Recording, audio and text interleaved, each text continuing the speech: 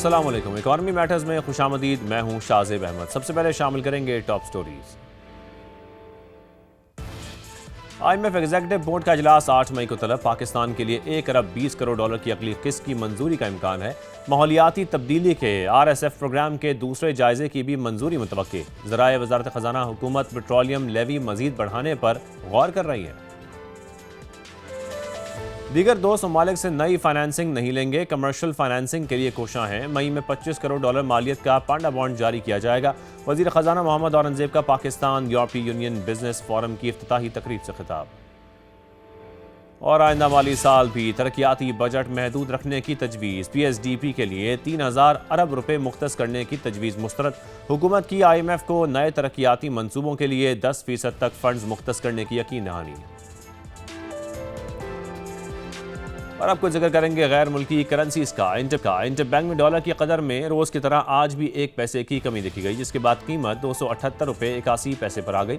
Euro की बात करें तो ये 1 रुपया 9 पैसे सस्ता हुआ है। फिर बरतानवी पाउंड को भी देखा जाए तो इंटरबैंक में ये 1 रुपया 2 पैसे सस्ता हुआ, जिसके बाद इसकी कीमत 376 रुपये 63 पैसे पर आ गई है। गोल्ड मार्केट को देखें तो मुल्क में सोने की कीमत में 2 दिन की तेजी के बाद बड़ी कमी हुई। फी तोला 89 रुपये सस्ता हुआ, कीमत 4,85,000 पर आ गई। 10 ग्राम सोने की कीमत को भी देखा जाए तो 7600 रुपये की इसमें कमी देखी गई। इंटरनेशनल मार्केट को देखें तो गोल्ड 89 डॉलर फी ओन सस्ता हुआ, जिसके बाद इसकी कीमत 4,627 डॉलर पर आ गई है। आज के मौजू की तरफ आते हैं। आज के प्रोग्राम में बात होगी टेक्सटाइल एक्सपोर्ट्स में कमी की। मशरक़ वस्ता की सूरत हाल ने पाकिस्तान को मुतासर करना मुसलसल शुरू किया हुआ है और हम देख रहे हैं कि मुतासर हो भी रही है हमारी मईशत और हमारी टेक्सटाइल्स भी।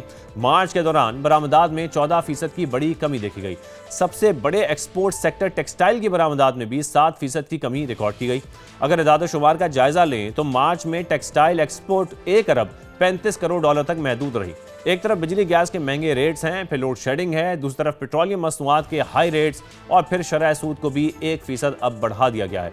अगर ऑर्डर्स की बात करें तो दुनिया में महंगाई के बायस टेक्सटाइल को ऑर्डर्स में कमी हुई है।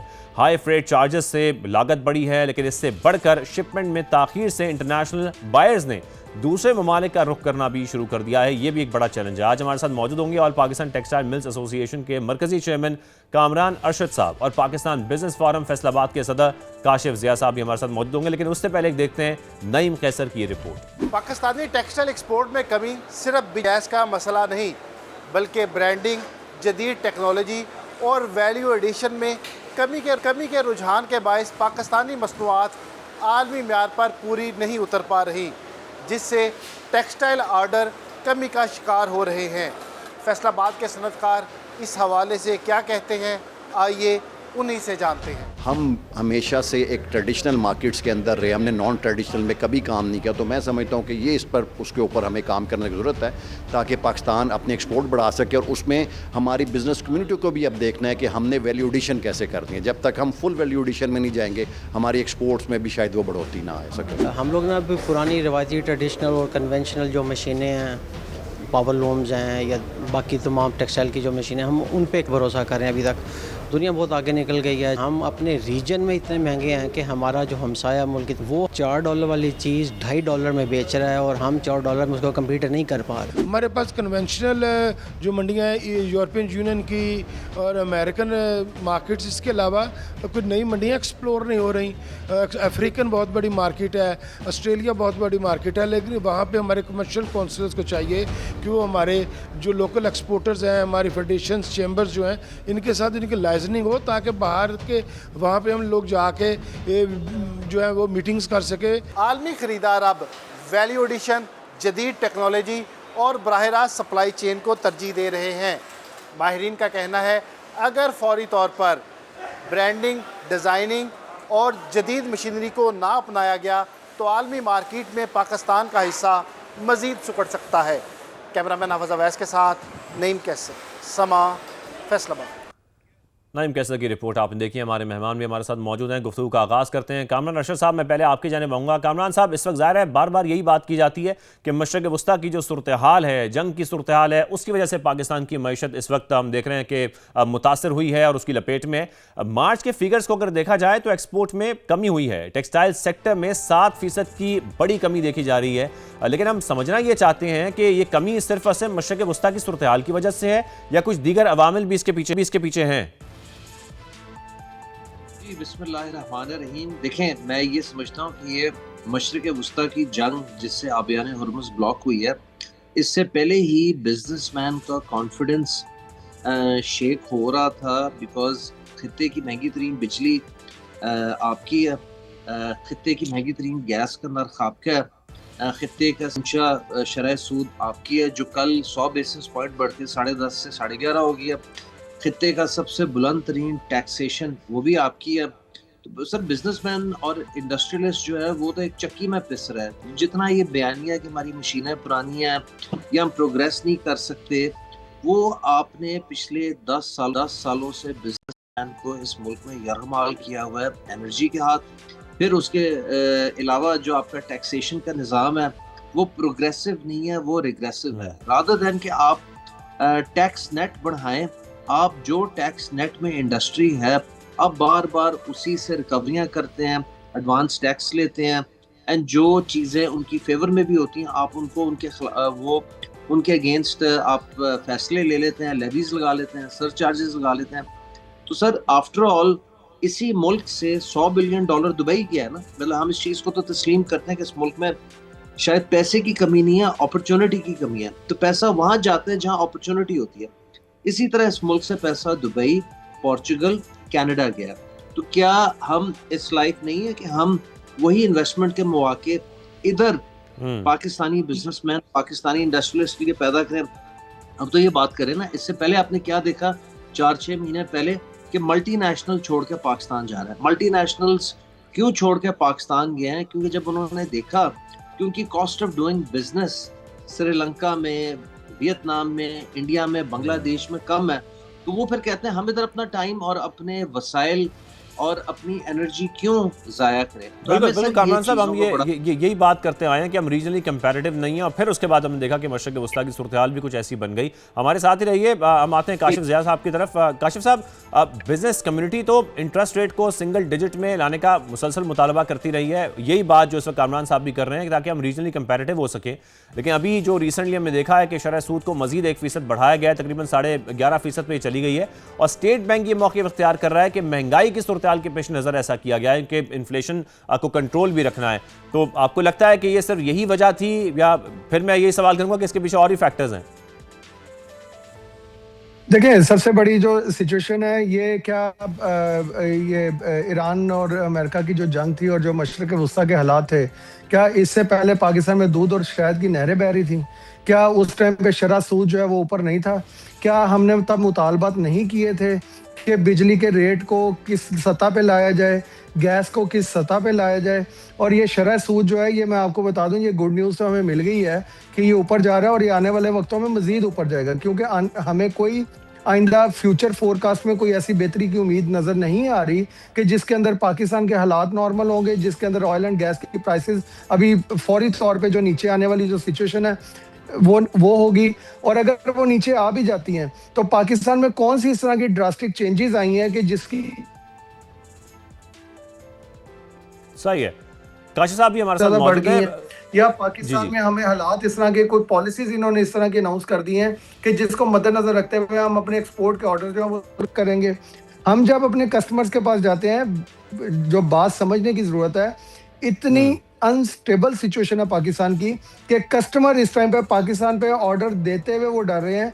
वो जहां पे अगर 1 मिलियन गारमेंट का ऑर्डर एक फैक्ट्री में प्लेस करते थे, उसको अब स्प्लिट करके दुनिया के डिफरेंट खितों में कर रहे हैं, ताकि अगर पाकिस्तान से हमें कोई इन्फ्लेशन रेट की वजह से या ऑयल प्राइसेस की वजह से या हमारा जो फ्रेट के अगर रेट्स जो है वो अनस्टेबल हुए हुए हैं, नो डाउट मशरक़ वस्ता की सूरत हाल उसमें टॉप अप हुई है, लेकिन अदर देन दैट भी हमारे हालात ऐसे थे। बिजली की प्राइसेस हमने 12 मुतालबा किया। और मैं तो ये कहता हूँ कि मैं जब से इस कारोबार में हूँ और जब से मैं इंडस्ट्री को लीड कर रहा हूँ, हमारे वही मुतालबत हैं, खुदारा बिजली सस्ती कर दो, गैस सस्ती कर दो, शरह बिल्कुल सूद को बिल्कुल, नीचे ले आओ, यही सारे हम इन्फ्लेशन मुतालबात कंट्रोल कर हैं। लें। बिल्कुल, उसमें हुकूमत ये कहती है कि देखें हमने क्रॉस सब्सिडी जो है उसकी भी बात की जाती है उनकी जानिब से, और ये भी कहा जाता है कि आने वाले वक्त में अभी हालात ऐसे हैं, हम इसमें कमी की भी जाएगी, बिजली के जो रेट्स हैं वो भी कम किए जाएंगे। लेकिन फ्रेट चार्जेस का आपने जिक्र किया। कामरान साहब, मैं आपकी तरफ ये पॉइंट लेकर आऊँगा, मार्च में एक्सपोर्ट्स में जो हम देख रहे हैं कि एक कमी हुई है, उसकी बड़ी वजह ये भी कहा जा सकता है कि फ्रेट चार्जेस भी हैं, शिपमेंट में ताखीर भी है, जो इसकी एक बड़ी वजह बनकर सामने आ रही है। जी बिल्कुल, बात बजाय कि ये जो आबियाने हुर्मुज़ का ब्लॉकेड है उसकी वजह से ऑयल गैस सारी चीज़ें महंगी हुई। ऑयल गैस सारी चीज़ें महंगी होने की वजह से आपका up country to down country, यानी कि पंजाब केपी से कराची पोर्ट तक का इनलैंड फ्रेट बढ़ गया। फिर जो भी आप इंपोर्ट कर रहे थे ताकि आप रॉ मटेरियल इंपोर्ट करके वैल्यू ऐड करके उसे री एक्सपोर्ट करें, आपका डाउन कंट्री कराची पोर्ट से up country Punjab KP freight बहुत ज़्यादा बढ़ गया।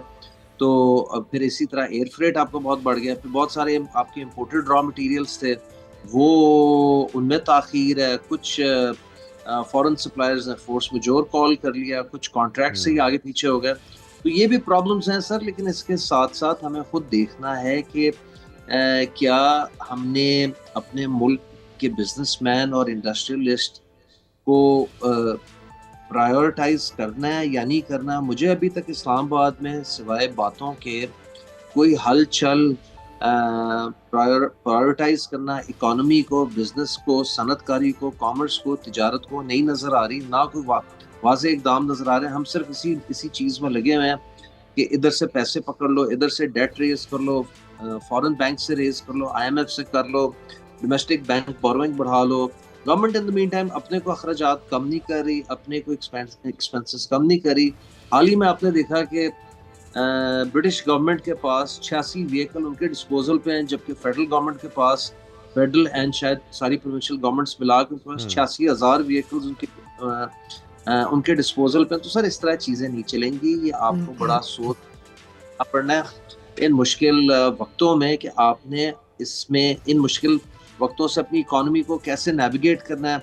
टैक्स का निज़ाम है वो आपका बुसीदा हो चुका है। बजाय आप टैक्स नेट बढ़ाएं, जो टैक्स नेट में है उन्हीं को आप पनिश करते जा रहे हैं, उन्हीं को आप पेनलाइज करते जा रहे हैं। और हो क्या रहा है कि आपका टैक्स कर रहा है and out of tax net economy का साइज बढ़ रहा है।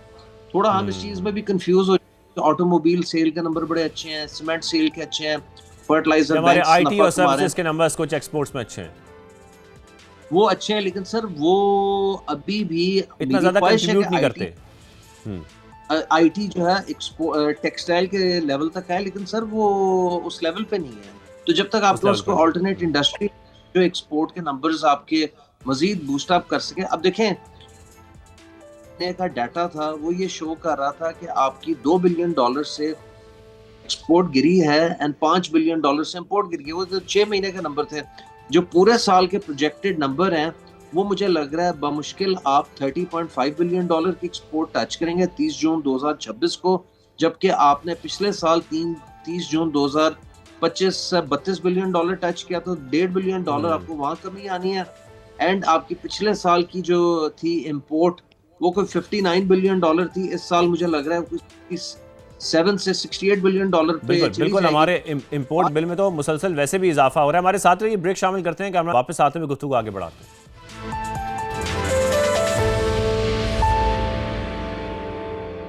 Welcome back. काशिफ साहब, मैं आपकी तरफ आऊँगा। जैसे कि हम देख भी रहे हैं इस वक्त जो सूरत-ए-हाल है, एनर्जी क्राइसिस ज़ाहिर है, बार बार एनर्जी क्राइसिस की बात की जाती है, पेट्रोलियम मसनूआत जो हैं वो बढ़ती जा रही हैं, उसकी कीमतें। फिर इसके साथ साथ जो लोड शेडिंग है वो भी हम देख रहे हैं कि इस वक्त मुल्क में हमारे हो रही है, उससे इंडस्ट्रीज भी मुतासर हो रही है। लेकिन सवाल ये है आपसे कि क्या ये सिर्फ मशरक़ वस्ता की सूरत-ए-हाल से हम लोग मुतासर हो रहे हैं, या इस वक्त पूरे रीजन में हमारे आस पास के ममालिक में भी कुछ ऐसी ही सूरत-ए-हाल देखी जा रही है? देखिए, इसमें में जो सिचुएशन है, जो हमारे खिते की जिनके साथ कंपटीशन है, लाइक चाइना हो गया, वियतनाम हो गया, बांग्लादेश हो गया, जो सबसे बड़ा हमारा कंपेटिटर है, उन्होंने नो डाउट वो हर्ट हुए चीज़ों के ऊपर आके, लेकिन उन्होंने अपनी पॉपुलेशन को, अपनी इकोनॉमी को सम हाउ स्टेबल रखने की कोशिश की और अपनी आवाम के ऊपर उतना बर्डन उन्होंने नहीं डाला जितना कि पाकिस्तान में इन्फ्लेशन रेट ऊपर गया है, या जिस तरह। और हमारी हिस्ट्री भी ये कह रही थी कि हम पिछले ये मशरक़ वुस्ता की सूरत हाल से पहले भी हमारे यहाँ पे कोई हालात अच्छे नहीं थे। हम तब भी खिते में महंगे तरीन थे, बिजली में भी महंगे थे, गैस में भी महंगे थे, और हमारा इन्फ्लेशन भी बहुत। इस टाइम पे सूरत हाल ये कि हमारा आम मजदूर जो फैक्ट्री में है, ये ट्रिगर डाउन इफेक्ट नीचे तक आया है, वो भी इस टाइम पे ज़्यादा सैलरी डिमांड कर रहा है। ये सिर्फ बिजली महंगी, गैस महंगी, उससे रॉ मटेरियल महंगा नहीं, जो आम आदमी है जो अपने घर के अखराजात चलाता है उसको भी महंगाई का तूफान का सामना है। और अगर वो अभी हमसे सैलरी डिमांड कर रहा है तो हमारे ऊपर एक अनदर हेड जो है वो हमारे ऊपर इन्फ्लेशन का गिरा है। मैं इस टाइम पे एक बात आपके सामने रखना चाहता हूँ, क्या पाकिस्तान की तारीख में, पाकिस्तान की इमेज बिल्डिंग में इस तरह के हालात पहले आए थे कि आपके अमेरिका के साथ आपकी पूरी दुनिया में विन विन सिचुएशन है? क्या हम इन हालात से फ़ायदा उठाने जा रहे हैं? हमें तो वो विन विन सिचुएशन मिल भी जाएगी, मुज़ाकरात पाकिस्तान में हो भी जाएंगे, पूरी दुनिया पाकिस्तान के नारे भी लगा जाएंगे, एंड पे हमें मिलेगा क्या? हम ये सुलह भी करवा देंगे तो क्या हमारे यहाँ पे इन्फ्लेशन नीचे आएगा? क्या हमारे यहाँ पे पॉलिसीज जो है वो 10 साल के लिए अनाउंस कर दी जाएंगी? क्या हमारे जो ऐवान बाला में बैठे जो लोग हैं वो टेक्सटाइल की मैं इसी पॉइंट पर कामरान साहब आपसे भी कमेंट चाहता हूँ। डिप्लोमेटिक विन पाकिस्तान की यकीनी तौर पर है, पाकिस्तान की ओवरऑल पोजीशनिंग बहुत बेहतर हुई है, पूरी दुनिया में हम देख रहे हैं कि पाकिस्तान का नाम हर तरफ लिया जा रहा है, लेकिन ऐसे में इस अपॉर्चुनिटी से पाकिस्तान को कितना फायदा उठाना चाहिए अपनी मईशत को लेकर? देखिए सर, बात यह है कि जो काशिफ साहब ने कहा मैं बिल्कुल उससे एग्री करता हूँ, और एंड ऑफ द डे हम जो भी करें उसको नंबर्स में ट्रांसलेट होना चाहिए। या आप अपनी एक्सपोर्ट बढ़ाएं, या आप अपनी इंपोर्ट कम करें, या आप अपना टैक्स नेट बढ़ाएं, या आपकी रेमिटेंस बढ़े। अब जो मशरक़ वुस्ता की वजह से दुबई जैसे ममालिक में हो रहा है, तो वहाँ से आपकी ओवरसीज रेमिटेंस इफेक्ट होगी। हो सकता है सऊदीया से भी इफेक्ट हो जाए आपकी ओवरसीज रेमिटेंस, जो आपके ओवरसीज पाकिस्तानीज कतर में, कुवैत में, सऊदीया, यूएई में, बहरीन में रेमिटेंस भेजते हैं। ए, आपका रेमिटेंस का फिगर इफेक्ट होना है, बी, आपकी एक्सपोर्ट नीचे जा रही है, सी, आपकी इंपोर्ट बढ़ रही है, डी, आप टैक्स नेट बढ़ाने में कामयाब नहीं है, डी, ई, आपसे कुछ 15-16 और शरायतें IMF ने मनवा ली हैं या मनवा लेंगे, और फिर 7 या 8 मई को उनका IMF बोर्ड रिव्यू करके फिर अगली डिस्पर्सल के लिए एग्री करेगा।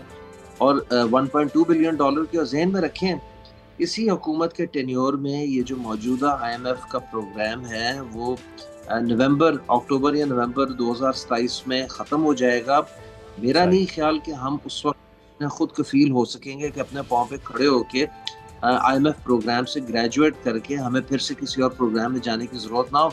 हमें एक और प्रोग्राम, अगर हम उस वक्त खुद कफील होके अपने पाँव पे ना खड़े हुए, हमने अपने ट्रेड डेफिसिट का कुछ ना किया, तो हम इससे ज़्यादा वर्स, हार्शर और स्ट्रिंजेंट IMF प्रोग्राम में जाएंगे जिसकी शराइत और कड़ी होंगी। पिछले साल का टैक्स टारगेट 15.2 ट्रिलियन का था, जो आप पूरा ना कर सके, उस पर आपको 850 अरब का वेवर मिला। IMF ने आपको हर साल वेवर नहीं देना। इस साल आपका 14.3 ट्रिलियन का टारगेट है। सुपर टैक्स की कलेक्शन करने के बावजूद भी आप उसके करीब ही नहीं पहुंच पाएंगे, और अगले साल का आपका टैक्स टारगेट 50.6 ट्रिलियन कामरान साहब, एक चीज मुझे जरा बताइएगा यहाँ पर कि हुकूमत इस वक्त, खास तौर पर हम टेक्सटाइल सेक्टर की बात करें, उनका इंटेंट इस वक्त कैसा दिखाई देता है? क्या वो इसको फैसिलिटेट करने के लिए आप लोगों को ऑन बोर्ड लेते हैं, ये मसाइल पूछते हैं, इसको एड्रेस करने की कोशिश कर रहे हैं? देखिए, खामखा हुकूमत पे तनकीद बराए तनकीद करने का फायदा नहीं है। हुकूमत हमसे इंटरेक्ट करती है, दीगर मिनिस्ट्रियों के साथ, SIFC के साथ हम बैठते हैं, हमारा इंटरेक्शन होता है, बड़ा अच्छा इंटरेक्शन होता है, एश्योरेंस भी मिलती है, कोऑपरेटिव माहौल भी है। लेकिन सर उसके बावजूद ऑन ग्राउंड आपकी चीज़ें इम्प्रूव नहीं हो रही। वो एश्योरेंसेस पे दुनिया नहीं चल रही, दुनिया उम्मीद पे कायम है, लेकिन this has to translate into positive numbers for Pakistan. हम सब इधर पाकिस्तान के लिए बैठे हैं, तो अगर ये चीज़ें पॉजिटिव नंबर्स में नहीं ट्रांसलेट होंगी, एक बच्चा स्कूल जाता है तो उसकी ग्रेडिंग, उसकी आउटलुक, उसकी अपीयरेंस, उसके मैनर्स पे नहीं होती, उसकी एकेडमिक परफॉर्मेंस पे होती है।